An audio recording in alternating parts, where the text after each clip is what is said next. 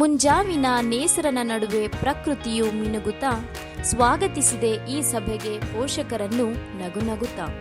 ನಮ್ಮ ಸಮರ್ಪಣೆ ಮತ್ತು ಸಾಧನೆಯನ್ನು ಕಲೆ ಹಾಕುತ್ತಾ ನಿಮ್ಮೊಂದಿಗೆ ಹಂಚಿಕೊಳ್ಳಬೇಕೆಂಬುದು ನಮ್ಮ ಇಂಗಿತ. ಅದಕ್ಕಾಗಿ ಶಾಲಾ ವರದಿಯೊಂದಿಗೆ ಇಲ್ಲಿ ನೆರೆದಿರುವ ನಿಮ್ಮೆಲ್ಲರಿಗೂ ಸ್ವಾಗತ, ಸುಸ್ವಾಗತ. 1966 ಜೂನ್ 2 ಅರ್ಸಲೈನ್ ಫ್ರಾನ್ಸಿಸ್ಕನ್ ವಿದ್ಯಾಸಂಸ್ಥೆಯು ಜ್ಞಾನಬೋಧಿನಿ ಶಾಲೆಯನ್ನು ಪ್ರಾರಂಭಿಸಿತು. ಇಂದು ನಮ್ಮ ಶಾಲೆಯು 58 ವಸಂತಗಳನ್ನು ಯಶಸ್ವಿಯಾಗಿ ಪೂರೈಸಿದೆ. ಪ್ರತಿ ವರ್ಷ ಹಲವಾರು ವಿದ್ಯಾರ್ಥಿಗಳ ವಿದ್ಯಾಜ್ಯೋತಿಯನ್ನು ಬೆಳಗಿಸುತ್ತಿದೆ.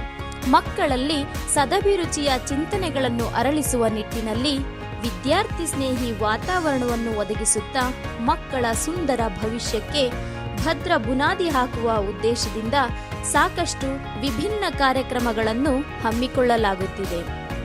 ಇಂದು ಬೀದಿಗೊಂದು ಶಾಲೆಗಳು ಪ್ರಾರಂಭವಾಗಿದ್ದರೂ ಮಧ್ಯಮ ವರ್ಗದ ಹಾಗೂ ಬಡ ಜನರ ವಿದ್ಯಾಭ್ಯಾಸಕ್ಕೆ ಪೂರಕವಾಗಿರುವ ಏಕೈಕ ಶಾಲೆ ನಮ್ಮ ಜ್ಞಾನಬೋಧಿನಿ. ನಮ್ಮ ಶಾಲೆಯಲ್ಲಿ ನರ್ಸರಿ ವಿಭಾಗದಿಂದ ಹಿಡಿದು 7ನೇ ತರಗತಿ ಕನ್ನಡ ಮತ್ತು ಆಂಗ್ಲ ಮಾಧ್ಯಮದಲ್ಲಿ ಸುಮಾರು 2,000ಕ್ಕಿಂತಲೂ ಹೆಚ್ಚು ವಿದ್ಯಾರ್ಥಿಗಳು ವಿದ್ಯಾಭ್ಯಾಸ ಪಡೆಯುತ್ತಿದ್ದು, ಸುಮಾರು 50ಕ್ಕಿಂತಲೂ ಹೆಚ್ಚು ನುರಿತ ಶಿಕ್ಷಕ ವರ್ಗದವರಿದ್ದಾರೆ. ಜೊತೆಗೆ ಉತ್ತಮ ಕಚೇರಿ ನಿರ್ವಹಣಾ ಸಿಬ್ಬಂದಿಗಳಿದ್ದಾರೆ ಮತ್ತು ತಮ್ಮ ಅವಿಶ್ರಾಂತ ಶ್ರಮದಿಂದ ಶಾಲಾ ಕಾರ್ಯನಿರ್ವಹಣೆಗೆ ನಿರಂತರ ಸಮರ್ಪಣೆ ಮತ್ತು ಬೆಂಬಲ ನೀಡುವ ಬೋಧಕೇತರ ಸಿಬ್ಬಂದಿ ವರ್ಗದವರಿದ್ದಾರೆ. ನಮ್ಮ ವಿದ್ಯಾ ದೇಗುಲವು ಸುಸಜ್ಜಿತ ಪೀಠೋಪಕರಣಗಳಿಂದ ಕೂಡಿದ ಶಾಲಾ ಕೊಠಡಿಯನ್ನ ಹೊಂದಿದೆ.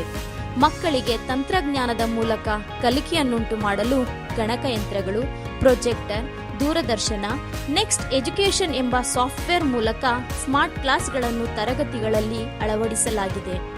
ಮಕ್ಕಳ ದೈಹಿಕ ಆರೋಗ್ಯಕ್ಕೆ ಅಗತ್ಯವಾದ ವಿಶಾಲ ಆಟದ ಮೈದಾನ, ಆಕರ್ಷಕ ವಾದ್ಯವೃಂದ ಮತ್ತು ಮಕ್ಕಳಲ್ಲಿ ಸೂಕ್ತ ಪ್ರತಿಭೆಗಳಿಗೆ ಸದವಕಾಶ ನೀಡುವ ವಿಶಾಲವಾದ ರಂಗಮಂಟಪವಿದೆ. ಮಕ್ಕಳ ಸ್ವಚ್ಛತೆ ಮತ್ತು ಆರೋಗ್ಯಕ್ಕೆ ಹೆಚ್ಚಿನ ಗಮನ ನೀಡುವ ನಿಟ್ಟಿನಲ್ಲಿ ಉತ್ತಮ ಶೌಚಾಲಯ, ಶುದ್ಧ ಕುಡಿಯುವ ನೀರು, ಸುಂದರ ಹೂದೋಟವಿದೆ. ಪ್ರತಿ ವರ್ಷ ಉಚಿತ ಆರೋಗ್ಯ ತಪಾಸಣೆ, ಕಣ್ಣಿನ ತಪಾಸಣೆ, ತುರ್ತು ವೈದ್ಯಕೀಯ ಸೇವೆ, ನೈರ್ಮಲೀಕರಣ ಮತ್ತು ರೋಗ ಮಾಲಿನ್ಯದ ಬಗ್ಗೆ ಜಾಗೃತಿ ಮತ್ತಿತರ ಕಾರ್ಯಕ್ರಮಗಳನ್ನು ಕೈಗೊಳ್ಳಲಾಗುತ್ತಿದೆ. ಶಾಲಾ ತರಗತಿಯ ಕಲಿಕೆಯಲ್ಲಿ ವಿದ್ಯಾರ್ಥಿಗಳ ಸಕ್ರಿಯ ಭಾಗವಹಿಸುವಿಕೆಯನ್ನು ಪ್ರೋತ್ಸಾಹಿಸಲು ಸಹಾಯಕವಾಗುವ ಉತ್ತಮ ಕಲಿಕಾ ಸಾಮಗ್ರಿ ಮತ್ತು ಚಟುವಟಿಕೆಯಾಧಾರಿತ ಬೋಧನಾ ಪದ್ಧತಿಯನ್ನು ಅಳವಡಿಸಲಾಗಿದೆ. ಮಕ್ಕಳ ಪ್ರಗತಿ ಮತ್ತು ಸಾಧನೆಗಳನ್ನು ಅಳೆಯಲು ನಿರಂತರ ಮೌಲ್ಯಮಾಪನ, ಸೇತುಬಂಧ, ಪೂರಕ ಬೋಧನೆ, ಪರಿಹಾರ ಬೋಧನೆ, ಸೆಮಿಸ್ಟರ್ ಪದ್ಧತಿಗಳಂತಹ ಕಲಿಕಾ ಪದ್ಧತಿಗಳನ್ನು ಅನುಸರಿಸಲಾಗುತ್ತಿದೆ. ಕನ್ನಡ ಮಾಧ್ಯಮದ ಮಕ್ಕಳಿಗೆ ಸರ್ಕಾರವು ನೀಡುವ ಉಚಿತ ಪಠ್ಯಪುಸ್ತಕ, ಬಿಸಿಯೂಟ, ಕ್ಷೀರಭಾಗ್ಯ, ಮೊಟ್ಟೆ, ಹಣ್ಣು, ಪೌಷ್ಟಿಕಾಂಶಭರಿತ ಮಾತ್ರೆಗಳ ವಿತರಣಾ ಸೌಲಭ್ಯಗಳನ್ನು ಪ್ರತಿ ವರ್ಷ ಶಾಲೆಯು ಕ್ರಮಬದ್ಧವಾಗಿ ಒದಗಿಸುತ್ತಿದೆ. ಮಕ್ಕಳ ಸುರಕ್ಷಿತ ದೃಷ್ಟಿಯಿಂದ ಶಾಲಾ ಆವರಣ ಮತ್ತು ತರಗತಿಗಳಲ್ಲಿ ಸಿಸಿ ಕ್ಯಾಮೆರಾ, ಓದುಗಾರಿಕೆಗೆ ನೆರವಾಗಲು ಗ್ರಂಥಾಲಯ, ಹೊಸ ಅನ್ವೇಷಣೆಗಳಿಗೆ ಪೂರಕವಾಗುವ ಪ್ರಯೋಗಾಲಯ ಹೀಗೆ ಮಕ್ಕಳಿಗೆ ಅವಶ್ಯಕವಾದ ಮೂಲಭೂತ ಸೌಕರ್ಯಗಳ ಜೊತೆಗೆ ಉತ್ತಮ ಜೀವನ ನಿರ್ವಹಣಾ ಸೌಲಭ್ಯಗಳನ್ನು ಶಾಲೆಯು ಒದಗಿಸುತ್ತಿದೆ. ಇಂತಹ ನಿಮ್ಮ ನೆಚ್ಚಿನ ಜ್ಞಾನಬೋಧಿನಿ ಶಾಲೆಯಲ್ಲಿ 2025-26ನೇ ಸಾಲಿನಲ್ಲಿ ಘಟಿಸಿದ ವಿದ್ಯಮಾನಗಳ ಪಕ್ಷಿ ನೋಟ ಇಲ್ಲಿದೆ. ದಿನಾಂಕ 26/5/2025 ಸಂಪೂರ್ಣ ಕೌನ್ಸಿಲಿಂಗ್ನ ಆಪ್ತ ಸಮಾಲೋಚಕರಾದ ಸಿಸ್ಟರ್ ಕಾರ್ಮೆಲಿಟಾರವರ ನೇತೃತ್ವದಲ್ಲಿ ಶಿಕ್ಷಕರಿಗಾಗಿ 2 ದಿನಗಳ ಕಾರ್ಯಾಗಾರವನ್ನು ಹಮ್ಮಿಕೊಳ್ಳಲಾಗಿತ್ತು. ಇದರಲ್ಲಿ ಮಕ್ಕಳ ಮನೋಬಲವನ್ನು ಹೆಚ್ಚಿಸುವುದು ಹಾಗೂ ದೈನಂದಿನ ತರಗತಿಗಳಲ್ಲಿ ಕ್ರಿಯಾಶೀಲತೆಯನ್ನು ಅಳವಡಿಸಿಕೊಳ್ಳುವುದರ ಬಗ್ಗೆ ಚರ್ಚಿಸಲಾಯಿತು. ಹಾಗೆಯೇ ಇವರ ನೇತೃತ್ವದಲ್ಲಿ ಒತ್ತಡ, ಗೊಂದಲ ಅಥವಾ ಭಾವನಾತ್ಮಕ ತೊಂದರೆಯ ಸಮಯದಲ್ಲಿ ಹಾಗೂ ಕೌಟುಂಬಿಕ ಸಮಸ್ಯೆಗಳಿಂದ ಬಳಲುತ್ತಿರುವ ವಿದ್ಯಾರ್ಥಿಗಳಿಗೆ ಮತ್ತು ತರಗತಿಗಳಲ್ಲಿ ನಿರುತ್ಸಾಹ ಮತ್ತು ನಿರಾಸಕ್ತಿಯಿಂದ ಆತ್ಮವಿಶ್ವಾಸ ಕಳೆದುಕೊಂಡ ವಿದ್ಯಾರ್ಥಿಗಳಿಗೆ ಈ ಮೂಲಕ ಸಮಸ್ಯೆಗೆ ಪರಿಹಾರ ನೀಡಲಾಗುತ್ತಿದೆ. ವರ್ಷದ ಮೊದಲ ಶಿಕ್ಷಕರ ಸಭೆಯಲ್ಲಿ ಪಾಠಗಳ ಹಂಚಿಕೆ, ಶಾಲಾ ಪಂಚಾಂಗ, ಕ್ರಿಯಾ ಯೋಜನೆ, ಶಾಲಾ ಶೈಕ್ಷಣಿಕ ಕಾರ್ಯಸೂಚಿ, ಪಠ್ಯ ಮತ್ತು ಪಠ್ಯೇತರ ಚಟುವಟಿಕೆಗಳ ಜವಾಬ್ದಾರಿ ಮತ್ತು ಹಂಚಿಕೆಗಳ ಬಗ್ಗೆ ಕೆಲವು ನಿರ್ಧಾರಗಳನ್ನು ಕೈಗೊಳ್ಳಲಾಯಿತು. ಜೂನ್ 2ರಂದು ತರಗತಿಗಳನ್ನು ಅಲಂಕರಿಸಿ ಹೊಸದಾಗಿ ದಾಖಲಾದ ವಿದ್ಯಾರ್ಥಿಗಳನ್ನು ಶಾಲಾ ವಾದ್ಯವೃಂದದೊಂದಿಗೆ ಮೆರವಣಿಗೆಯಲ್ಲಿ ಕರೆದು ತಂದು ಸ್ವಾಗತಿಸಲಾಯಿತು. ಪುಟ್ಟ ಪ್ರಾರ್ಥನಾ ವಿಧಿಯೊಂದಿಗೆ ದೀಪ ಬೆಳಗಿಸಲಾಯಿತು. ಪರಿಸರ ಉಳಿಸಿ ಪರಿಸರ ಬೆಳೆಸಿ ಎಂಬ ಕೂಗು ಎಲ್ಲೆಡೆ ಕೇಳಿಬರುತ್ತಿರುವ ಈ ವರ್ತಮಾನದಲ್ಲಿ ಪರಿಸರವನ್ನು ಮುಂದಿನ ಪೀಳಿಗೆಗೂ ಉಳಿಸಿ ರಕ್ಷಿಸಿಕೊಳ್ಳುವುದು ಹೇಗೆ ಎಂಬುದನ್ನು ಮಕ್ಕಳಲ್ಲಿ ಮನವರಿಕೆ ಮಾಡುವ ನಿಟ್ಟಿನಲ್ಲಿ ದಿನಾಂಕ 5/6/2025ರಂದು ಪರಿಸರ ದಿನಾಚರಣೆಯನ್ನು ಅನೇಕ ಚಟುವಟಿಕೆಗಳ ಮೂಲಕ ಆಚರಿಸಿ ತಿಳಿಸಲಾಯಿತು. ಮಕ್ಕಳಲ್ಲಿ ನಾಯಕತ್ವದ ಗುಣಗಳು ಮತ್ತು ಪ್ರಜಾಪ್ರಭುತ್ವದ ಮೌಲ್ಯಗಳನ್ನು ಬೆಳೆಸಲು ಜೂನ್ 12ರಂದು 6 ಮತ್ತು 7ನೇ ತರಗತಿ ವಿದ್ಯಾರ್ಥಿಗಳಿಂದ ಚುನಾವಣೆ ನಡೆಸಿ ಅದರ ಮೂಲಕ ಶಾಲಾ ನಾಯಕನನ್ನು ಆರಿಸಿ ಶಾಲಾ ಮಂತ್ರಿಮಂಡಲವನ್ನು ರಚಿಸಲಾಯಿತು. ವಿದ್ಯಾರ್ಥಿಗಳಲ್ಲಿ ಶಿಸ್ತು, ಜವಾಬ್ದಾರಿ, ನಾಯಕತ್ವದ ಗುಣ ಮತ್ತು ಸಹಕಾರದ ಮನೋಭಾವವನ್ನು ಉತ್ತೇಜಿಸಿ ಭವಿಷ್ಯದ ಸವಾಲುಗಳನ್ನು ಸಕಾರಾತ್ಮಕವಾಗಿ ಎದುರಿಸಲು ನೆರವಾಗುವ ಸ್ಕೌಟ್, ಗೈಡ್ಸ್ ಮತ್ತು ಬುಲ್ಬುಲ್ಗಳಲ್ಲಿ ಭಾಗವಹಿಸಲು ನಮ್ಮ ಶಾಲೆಯ ವಿದ್ಯಾರ್ಥಿಗಳನ್ನು ಪ್ರೋತ್ಸಾಹಿಸಲಾಗುತ್ತಿದೆ. ವಾರಕ್ಕೊಮ್ಮೆ ನಡೆಯುವ ಸಭೆಯ ವಿವಿಧ ಕಾರ್ಯ ಚಟುವಟಿಕೆಗಳಲ್ಲಿ ಭಾಗವಹಿಸುವ ವಿದ್ಯಾರ್ಥಿಗಳಲ್ಲಿ ತಂಡ ಸ್ಫೂರ್ತಿ ಮತ್ತು ನೈತಿಕ ಮೌಲ್ಯಗಳನ್ನು ಪ್ರೇರೇಪಿಸುವುದು ಇದರ ಮುಖ್ಯ ಉದ್ದೇಶ. ಜೂನ್ 17ರಂದು ಬೆಂಗಳೂರಿನ ವಿಧಾನಸೌಧದಲ್ಲಿ ಸರ್ಕಾರದ ವತಿಯಿಂದ ಹಮ್ಮಿಕೊಳ್ಳಲಾಗಿದ್ದ ಜಾಗತಿಕ ಪ್ಲಾಸ್ಟಿಕ್ ಮಾಲಿನ್ಯವನ್ನು ಕೊನೆಗೊಳಿಸಬೇಕೆಂಬ ಜಾಗೃತಿ ಕಾರ್ಯಕ್ರಮದಲ್ಲಿ ನಮ್ಮ ಶಾಲೆಯ ಸ್ಕೌಟ್ ಮತ್ತು ಗೈಡ್ಸ್ ವಿದ್ಯಾರ್ಥಿಗಳು ಭಾಗವಹಿಸಿದ್ದು ವಿಶೇಷ. ವಿದ್ಯಾರ್ಥಿಗಳ ದೈಹಿಕ ಸದೃಢತೆ ಮತ್ತು ಮಾನಸಿಕ ಯೋಗಕ್ಷೇಮವನ್ನು ಉತ್ತೇಜಿಸುವ ಉದ್ದೇಶದಿಂದ ಜೂನ್ 21ರಂದು ಅಂತಾರಾಷ್ಟ್ರೀಯ ಯೋಗ ದಿನವನ್ನು ಯೋಗ ಪರಿಣಿತರಾದ ಶ್ರೀಯುತ ಪರಮೇಶ್ವರ ಹೆಗಡೆ ಅವರ ಉಪಸ್ಥಿತಿಯಲ್ಲಿ ಆಚರಿಸಲಾಯಿತು.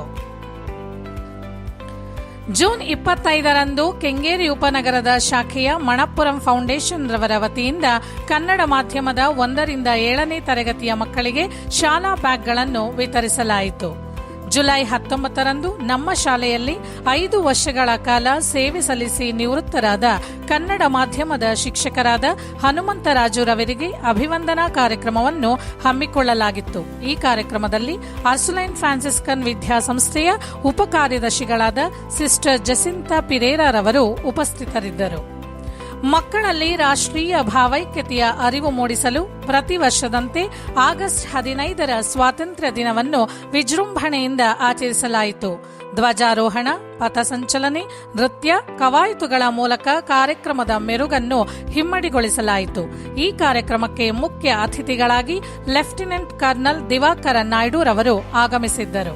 ನಮ್ಮ ಶಾಲೆಯು ಪಠ್ಯ ಹಾಗೂ ಪಠ್ಯೇತರ ಚಟುವಟಿಕೆಗಳ ಮೂಲಕ ವಿದ್ಯಾರ್ಥಿಗಳ ಸರ್ವಾಂಗೀಣ ಏಳಿಗೆಗಾಗಿ ಶ್ರಮಿಸುತ್ತಿದೆ.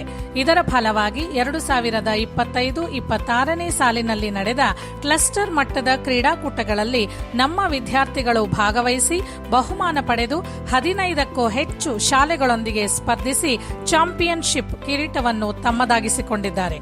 ಅಷ್ಟೇ ಅಲ್ಲದೆ ಜಿಲ್ಲಾ ಮಟ್ಟ, ವಿಭಾಗ ಮಟ್ಟದ ವಾಲಿಬಾಲ್ ಸ್ಪರ್ಧೆಗಳಲ್ಲಿ ಮೊದಲಿಗರಾಗಿದ್ದಾರೆ. ನಮ್ಮ ಶಾಲೆಯ ವಿದ್ಯಾರ್ಥಿಗಳಾದ ಅಲೈನಾ ಹಾಗೂ ಚೈತನ್ಯರವರು ಈ ಹೆಮ್ಮೆಗೆ ಪಾತ್ರರಾಗಿದ್ದಾರೆ. ಇದು ಶಾಲೆಯ ವಿದ್ಯಾರ್ಥಿಗಳ ಕ್ರೀಡಾಸಕ್ತಿ ಹಾಗೂ ದೈಹಿಕ ಶಿಕ್ಷಕರಾದ ಶ್ರೀ ಬೆಟ್ಟೇಗೌಡ ಹಾಗೂ ಚಂದ್ರೂರವರ ಪರಿಶ್ರಮ ಎಂದರೆ ತಪ್ಪಾಗಲಾರದು. ಡಾಕ್ಟರ್ ಸರ್ವಪಲ್ಲಿ ರಾಧಾಕೃಷ್ಣನ್ ರವರನ್ನು ಸ್ಮರಿಸುತ್ತಾ ಶಿಕ್ಷಕರ ನವೀಕೃತ ಉತ್ಸಾಹವನ್ನು ಮತ್ತಷ್ಟು ಉತ್ತೇಜಿಸುವ ಉದ್ದೇಶದಿಂದ ಶಿಕ್ಷಕರ ದಿನವನ್ನು ಸೆಪ್ಟೆಂಬರ್ 5ರಂದು ಸಡಗರದಿಂದ ಆಚರಿಸಲಾಯಿತು. ಪೋಷಕರ ವತಿಯಿಂದ ಆಯೋಜಿಸಲಾದ ವಿವಿಧ ಆಟೋಟ ಸ್ಪರ್ಧೆಗಳಲ್ಲಿ ಶಿಕ್ಷಕರು ಭಾಗವಹಿಸಿ ಬಹುಮಾನ ಪಡೆದುಕೊಂಡರು. ಶಾಲಾ ವತಿಯಿಂದ ಮತ್ತು ಪೋಷಕರ ವತಿಯಿಂದ ಶಿಕ್ಷಕರಿಗೆ ಉಡುಗೊರೆಗಳನ್ನು ನೀಡಲಾಯಿತು. ಸೆಪ್ಟೆಂಬರ್ 13ರಂದು 8 ವರ್ಷಗಳ ಸುದೀರ್ಘ ಸೇವೆ ಸಲ್ಲಿಸಿ ಶಾಲೆಯ ಹಲವಾರು ಅಭಿವೃದ್ಧಿ ಕಾರ್ಯಗಳಿಂದ ಎಲ್ಲರ ಮೆಚ್ಚುಗೆಗೆ ಪಾತ್ರರಾಗಿದ್ದ ಸಿಸ್ಟರ್ ಜೇನ್ ಕ್ರಾಸ್ತಾರವರ ವರ್ಗಾವಣೆಯ ನಿಮಿತ್ತ ಬೀಳ್ಕೊಡುಗೆ ಸಮಾರಂಭವನ್ನು ಹಮ್ಮಿಕೊಳ್ಳಲಾಗಿತ್ತು. ಇದೇ ಕಾರ್ಯಕ್ರಮದಲ್ಲಿ ಶಿಕ್ಷಕರ ಸೇವೆಯಲ್ಲಿ 25 ವರ್ಷ ಪೂರ್ಣಗೊಳಿಸಿದ ಶಿಕ್ಷಕರಿಗೆ ಅಭಿನಂದನೆಗಳನ್ನು ಸಲ್ಲಿಸಲಾಯಿತು. ಸೆಪ್ಟೆಂಬರ್ 15ರಂದು ದಿಟ್ಟ ನಡೆಯ ಚೈತನ್ಯಶೀಲ ವ್ಯಕ್ತಿತ್ವದ ನಾಯಕತ್ವವುಳ್ಳ ಸಿಸ್ಟರ್ ಫ್ಲೇವಿಯಾ ಫೆರ್ನಾಂಡಿಸ್ ರವರು ಜ್ಞಾನಬೋಧಿನಿ ಶಾಲೆಯ ನೂತನ ಮುಖ್ಯ ಶಿಕ್ಷಕಿಯವರಾಗಿ ಅಧಿಕಾರ ವಹಿಸಿಕೊಂಡರು. ಬೆಳಗಿನ ಪ್ರಾರ್ಥನಾ ಸಭೆಯಲ್ಲಿ ಹೂಗುಚ್ಛವನ್ನು ನೀಡುವುದರೊಂದಿಗೆ ಸಿಸ್ಟರ್ ಅವರನ್ನು ಸ್ವಾಗತಿಸಲಾಯಿತು. ಇವರ ನೇತೃತ್ವದಲ್ಲಿ ಮೊದಲ ಶಿಕ್ಷಕರ ಸಭೆಯನ್ನು ಸೆಪ್ಟೆಂಬರ್ 23ರಂದು ನಡೆಸಲಾಯಿತು. ಶಾಲಾ ಕಾರ್ಯ ಯೋಜನೆ ಮತ್ತು ಶಾಲಾ ಶಿಸ್ತಿಗೆ ಸಂಬಂಧಿಸಿದ ಹಲವು ಅಂಶಗಳನ್ನು ಚರ್ಚಿಸಿ ಕೆಲವು ನಿರ್ಧಾರಗಳನ್ನು ಕೈಗೊಳ್ಳಲಾಯಿತು.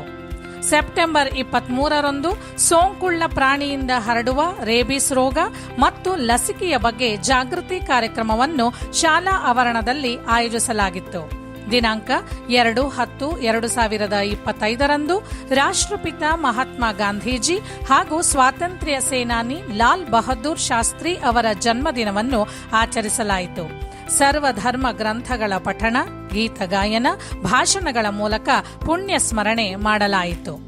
ಹೆಣ್ಣು ಮಕ್ಕಳ ಸಬಲೀಕರಣ ಮತ್ತು ಸಮಾನತೆಯನ್ನು ಎತ್ತಿ ತೋರಿಸುವ ನಿಟ್ಟಿನಲ್ಲಿ ಅಕ್ಟೋಬರ್ 11ರಂದು ಅಂತಾರಾಷ್ಟ್ರೀಯ ಹೆಣ್ಣು ಮಕ್ಕಳ ದಿನವನ್ನು ಕೆಲವು ಸಾಮಾಜಿಕ ಪಿಡುಗುಗಳ ನಾಟಕ, ಹಾಡು, ನೃತ್ಯ, ಮೂಕಾಭಿನಯಗಳೊಂದಿಗೆ ವಿವಿಧ ಕ್ಷೇತ್ರಗಳಲ್ಲಿ ಹೆಣ್ಣು ಮಕ್ಕಳ ಸಾಧನೆಗಳನ್ನು ಮೆಲುಕು ಹಾಕುತ್ತಾ ಆಚರಿಸಲಾಯಿತು. ವಿದ್ಯಾರ್ಥಿಗಳಲ್ಲಿ ಸ್ವಾತಂತ್ರ್ಯ, ಸಮಾನತೆ ಮತ್ತು ಭ್ರಾತೃತ್ವದಂತಹ ಪ್ರಜಾಪ್ರಭುತ್ವ ಮೌಲ್ಯಗಳಿಗೆ ಗೌರವವನ್ನು ಉತ್ತೇಜಿಸುವುದು ನಮ್ಮ ಸಂಸ್ಥೆಯ ಪ್ರಮುಖ ಉದ್ದೇಶ. ಇದರ ಅಡಿಯಲ್ಲಿ ಪ್ರತಿ ವರ್ಷ ಸಂವಿಧಾನದ ಒಂದು ವಿಷಯದ ಪರಿಕಲ್ಪನೆಯನ್ನು ವಿವಿಧ ವೈವಿಧ್ಯಮಯ ಕಾರ್ಯಕ್ರಮಗಳೊಂದಿಗೆ ಮೂಡಿಸಲಾಗುತ್ತಿದೆ. ಪ್ರಸ್ತುತ ಸಮಾಜದಲ್ಲಿನ ಸಂಘರ್ಷಗಳು ನಾಶವಾಗಿ ನಮ್ಮ ವಿದ್ಯಾರ್ಥಿಗಳು ಏಕತೆ ಮತ್ತು ಮೌಲ್ಯಗಳನ್ನು ಎತ್ತಿ ಹಿಡಿಯುವ ಶಾಂತಿಯ ರಾಯಭಾರಿಗಳಾಗಲಿ ಎಂದು ಆಶಿಸಿ ನಮ್ಮ ವಿದ್ಯಾಸಂಸ್ಥೆಯು ಶಾಂತಿ ಎಂಬ ಧ್ಯೇಯ ವಾಕ್ಯವನ್ನು ಈ ವರ್ಷ ನೀಡಿದೆ. ಇದರ ಶುಭಾರಂಭವನ್ನು ದಿನಾಂಕ 21/7/2025ರಂದು ಪ್ರಾಧ್ಯಾಪಕ, ಹೆಸರಾಂತ ಲೇಖಕ LN ರಮೇಶ್ ಅವರು ನೆರವೇರಿಸಿದರು ಹಾಗೂ ಶಾಂತಿಯ ತತ್ವವನ್ನು ಕಥೆಯ ಮೂಲಕ ತಿಳಿಸಿ ಹೇಳಿದರು. ನಂತರ ಜುಲೈ 21ರಂದು ಸಂವಿಧಾನದ ಶಾಂತಿಯ ಮಹತ್ವವನ್ನು ಸಾರುವ ಕೆಲವು ಕಾರ್ಯಕ್ರಮಗಳನ್ನು ನಡೆಸಿಕೊಡಲಾಯಿತು. ಚಿಕ್ಕ ಮಕ್ಕಳ ಕಲಿಕೆಯಲ್ಲಿ ಬಣ್ಣಗಳ ಪರಿಕಲ್ಪನೆಯನ್ನು ಮೂಡಿಸಿ ಮಕ್ಕಳ ಸೃಜನಶೀಲತೆ ಮತ್ತು ದೃಶ್ಯ ಕೌಶಲ್ಯಗಳನ್ನು ಅಭಿವೃದ್ಧಿಪಡಿಸಲು ವಿವಿಧ ಬಣ್ಣಗಳ ವರ್ಣರಂಜಿತ ಆಚರಣೆಯನ್ನು ನರ್ಸರಿ ವಿಭಾಗದ ಮಕ್ಕಳಿಗೆ ಹಮ್ಮಿಕೊಳ್ಳಲಾಗಿತ್ತು. ಆಗಸ್ಟ್ 24ರಂದು ಕೆಂಪು ಬಣ್ಣದ ಕ್ರಾಫ್ಟ್ ವಸ್ತುವಿನೊಂದಿಗೆ ರೆಡ್ ಡೇ, ಸೆಪ್ಟೆಂಬರ್ 3ರಂದು ನೀರಿನ ಥೀಮ್ ಉಳ್ಳ ಬ್ಲೂ ಕ್ರಾಫ್ಟ್ ವಸ್ತುಗಳೊಂದಿಗೆ ಬ್ಲೂ ಡೇ, ಅಕ್ಟೋಬರ್ 15ರಂದು ವೈಲ್ಡ್ ಅನಿಮಲ್ ಥೀಮ್ನಿಂದ ಹಸಿರಾದ ಪರಿಸರದ ಪ್ರಾಣಿಗಳ ಮಾದರಿಯೊಂದಿಗೆ ಗ್ರೀನ್ ಡೇಯನ್ನು ಆಚರಿಸಲಾಯಿತು. ಆಯಾ ದಿನಕ್ಕೆ ಹೊಂದುವಂತೆ ಉಡುಗೆಗಳನ್ನು ಧರಿಸಿ ಚಿಣ್ಣರು ಬಣ್ಣಗಳ ದಿನವನ್ನು ಚಿತ್ತಾರದಿಂದ ಆಚರಿಸಿದರು. ಅಕ್ಟೋಬರ್ 21ರಂದು ಅರ್ಸುಲೈನ್ ಫ್ರಾನ್ಸಿಸ್ಕನ್ ವಿದ್ಯಾಸಂಸ್ಥೆಯ ಸಂಸ್ಥಾಪಕರಾದ ಅರ್ಬನ್ ಸ್ಟೈನ್ ರವರ ಪುಣ್ಯ ಸ್ಮರಣೆಯ ದಿನವನ್ನು ವಿಶೇಷ ಕಾರ್ಯಕ್ರಮಗಳೊಂದಿಗೆ ಆಚರಿಸಲಾಯಿತು. ನಮ್ಮ ವಿದ್ಯಾಸಂಸ್ಥೆಯ ಮತ್ತೊಂದು ವಿಶೇಷ ಕಾರ್ಯಕ್ರಮ ಅಡೋಲೆಸೆಂಟ್ ಎಂಪವರ್ಮೆಂಟ್ ಪ್ರೋಗ್ರಾಂ, ಅಂದರೆ ಹದಿಹರೆಯದವರ ಸಬಲೀಕರಣ. ಪ್ರತಿ ತಿಂಗಳು ವಿಭಿನ್ನ ವಿಷಯಗಳೊಂದಿಗೆ, ಆಕರ್ಷಕ ಚಟುವಟಿಕೆಗಳೊಂದಿಗೆ ನಾವು ಆಚರಿಸುವ ಈ ಕಾರ್ಯಕ್ರಮವು ಮಕ್ಕಳ ಮಾನಸಿಕ ಹಾಗೂ ಭೌತಿಕ ಬೆಳವಣಿಗೆಯಲ್ಲಿ ವಿಶೇಷ ಪಾತ್ರ ವಹಿಸುತ್ತಿದೆ. ಪ್ರತಿ ವಿದ್ಯಾರ್ಥಿಯ ಶೈಕ್ಷಣಿಕ ಪ್ರಗತಿ ಮತ್ತು ಕಾರ್ಯಕ್ಷಮತೆಯನ್ನು ಚರ್ಚಿಸಿ ಮಗುವಿನ ಸಮಗ್ರ ಅಭಿವೃದ್ಧಿಯ ಕಡೆಗೆ ಒಟ್ಟಾಗಿ ಕೆಲಸ ಮಾಡಲು ನೆರವಾಗುವ ಪೋಷಕ ಶಿಕ್ಷಕ ಸಂಘದ ಸಭೆಯನ್ನು ಆಗಾಗ ನಡೆಸಿ ಕೆಲವು ಶೈಕ್ಷಣಿಕ ನಿರ್ಧಾರಗಳನ್ನು ಕೈಗೊಳ್ಳಲಾಗುತ್ತಿದೆ. ಹೀಗೆ ಪಠ್ಯೇತರ ಚಟುವಟಿಕೆಗಳ ಜೊತೆಗೆ 10 ಹಲವು ಯಶಸ್ವಿ ಕಾರ್ಯಗಳೊಂದಿಗೆ ನಮ್ಮ ಜ್ಞಾನಬೋಧಿನಿಯು ದಿಟ್ಟ ವಿಶ್ವಾಸದಿಂದ ಮುನ್ನಡೆಯುತ್ತಿದೆ. ಮಗುವಿನ ಸಮಗ್ರ ಅಭಿವೃದ್ಧಿಗೆ ಶ್ರಮಿಸುತ್ತಿದೆ. ಇದು ಹೀಗೆ ಮುಂದುವರೆಯಲಿ. ನಮ್ಮ ಹಿರಿಯರು ಹಚ್ಚಿದ ಜ್ಞಾನದ ಹಣತೆ ಸದಾ ಪ್ರಜ್ವಲಿಸಲಿ ಎಂಬ ಹಾರೈಕೆ ನಮ್ಮದು. ಈ ಸುಸಮಯದಲ್ಲಿ ತಮ್ಮ ನಿರಂತರ ಬೆಂಬಲ, ಮಾರ್ಗದರ್ಶನ, ಪ್ರೋತ್ಸಾಹ ಮತ್ತು ನಮ್ಮ ಯಶಸ್ಸಿನ ಪ್ರೇರಕ ಶಕ್ತಿಯಾದ ನಮ್ಮ ಆಡಳಿತ ಮಂಡಳಿಗೆ ಕೃತಜ್ಞತೆಯನ್ನು ಸಲ್ಲಿಸಲೇಬೇಕು. ಹಾಗೂ ಪ್ರತಿ ಕಾರ್ಯಗಳಲ್ಲಿ ನಮ್ಮೊಂದಿಗೆ ನೆರವಾಗುವ ಪೋಷಕ ಮಿತ್ರರಿಗೂ ಪ್ರೋತ್ಸಾಹ ಮತ್ತು ಸಹಕಾರ ನೀಡಿ ಶುಭವನ್ನು ಅರಸುತ್ತಿರುವ ಸರ್ವರಿಗೂ ಹೃದಯಾಂತರಾಳದ ಧನ್ಯವಾದಗಳನ್ನು ತಿಳಿಸುತ್ತೇವೆ. ನಮ್ಮ ಜ್ಞಾನಬೋಧಿನಿಯ ಕೀರ್ತಿ ಇನ್ನೂ ಎತ್ತರಕ್ಕೆ ಬೆಳೆಯಲಿ ಎಂದು ಪ್ರಾರ್ಥಿಸಿ, ಹರಸಿ, ಆಶೀರ್ವದಿಸಿ.